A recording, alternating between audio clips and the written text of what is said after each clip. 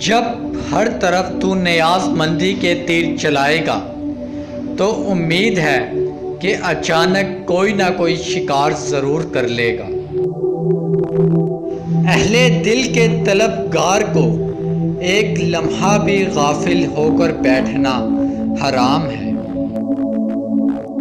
دنیا میں انسان اپنے آپ کو جتنا بھی مٹی سے بچا لے، لیکن قبر میں جا کر اس کو کھوپڑی اور آنکھوں میں مٹی بھر دی جائے گی۔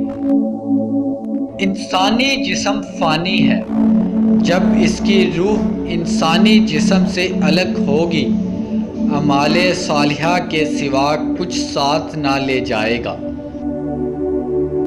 انسان کو اپنا حساب و کتاب صاف رکھنا چاہیے تاکہ کسی قسم کے محاسبے اور سزا کی فکر نہ ہو، کیونکہ جس نے ظلم کیا ہی نہیں، اگر سارا جہاں بھی کوتوال بن جائے تو اس کو کیا غم۔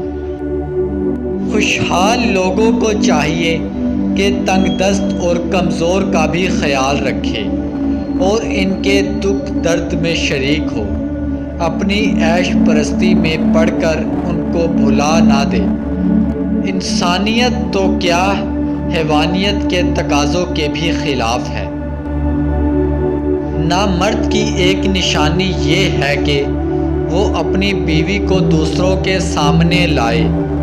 جو مرد اپنی بیوی کو دوسروں کے سامنے لا کر فخر محسوس کرے وہ مرد نہیں ہے، نامرد ہے۔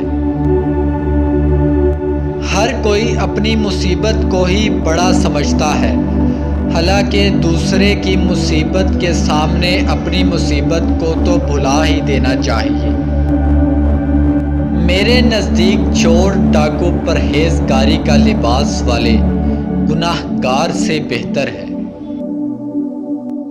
آپ سے بہتر حالت والوں کو دیکھ کر اللہ سے شکوہ ہونے کے بجائے اپنے سے کمتر کو دیکھ کر اس کا شکر ادا کرنا چاہیے۔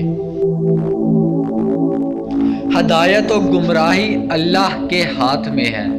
اگر وہ کسی کو ہدایت نہ دے تو اچھے بھلے عقل مند بتوں کے سامنے سجدہ کرنا شروع کر دیتے ہیں، اور ان کو اس بات کی سمجھ نہیں آتی کہ یہ بے جا بت معبود بننے کے قابل نہیں۔